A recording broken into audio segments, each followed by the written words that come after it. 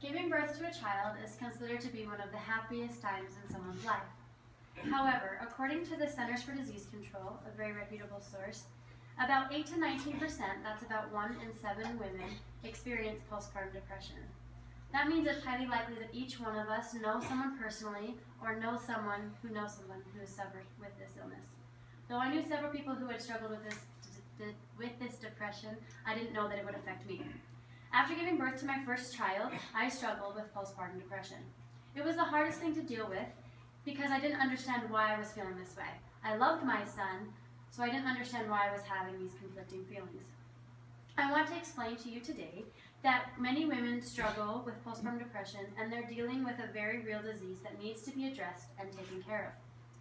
First, I want to talk about what's happening in a woman's body, chemically and physically, and then what she might be feeling emotionally, as well as if there are any risk factors. First, let's talk about what's happening in a woman's body chemically and physically after childbirth that even allows postpartum depression to be an issue. Women feel many emotions after giving birth to a child. They can range from love and happiness to ease, uneasiness, and fear. But what's happening on the inside? There are things chemically happening in a woman's body after childbirth. According to the National Institute of Mental Health, who is a reputable and knowledgeable resource in all things mental health, the levels of both progesterone and estrogen drop significantly and suddenly after childbirth. Progesterone and estrogen are responsible for many things in the body, including normalized sleep patterns, managing depression, as well as stabilizing blood sugar levels. These drops can trigger mood swings in the new mother. There are also many things happening physically to a new mom. There could be pain from childbirth, lack of sleep, not eating a normal balanced diet. These factors all come together and can create many opportunities for postpartum depression to grab a hold and take effect. Now that we have a better idea of what's happening inside the woman's body, let's talk about what she might be feeling emotionally. Women who are suffering from postpartum depression can be feeling a lot of different emotions. According to Mayo Clinic, who has more #1 rankings than any other hospital in the nation, they have an online webpage that says there are many indicators of postpartum depression that mothers may be experiencing. They may include excessive crying, inability to sleep or sleeping too much, fear that you may not be a good mother, lack of enjoyment in normal hobbies and activities, withdrawal from family and friends, among others. As a woman who experienced postpartum depression, I'd like to share my experience. I experienced 2 of these symptoms. One was the excessive crying. I would go through bouts where I would cry for 10, 15 minutes and I had no idea why. Nothing could make me happy. I mean, I could be holding my child and looking at him and I would still be crying and I didn't understand why. The other thing was fear of not being a good mother or inadequacy. I knew that I was providing everything that he needed. He was being fed and loved and changed and cleaned.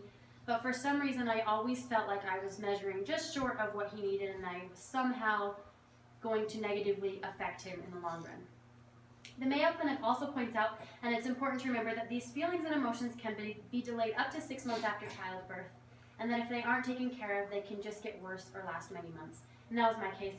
I didn't kick in with postpartum until he was around 4 or 5 months old. Lastly, I want to talk about risk factors. The Centers for Disease Control and Prevention point out that while there isn't any one type of woman who can be affected by the disease, there are some risk factors that may put someone at higher risk for dealing with this than others. They may include, and again, aren't limited to, having a hard time getting pregnant. I experienced this risk factor. It took my husband and I almost 2 years and 6 rounds of fertility drugs to get pregnant. Having a baby who is different, they may have a birth defect or a disability.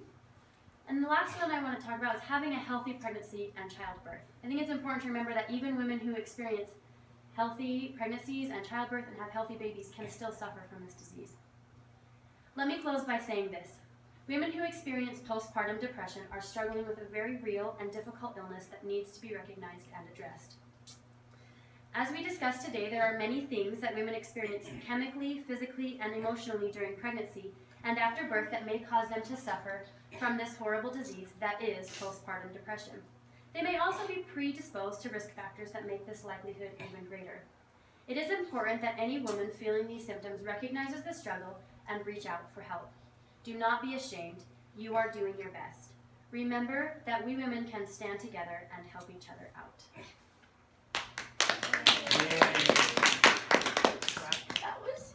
lifestyle.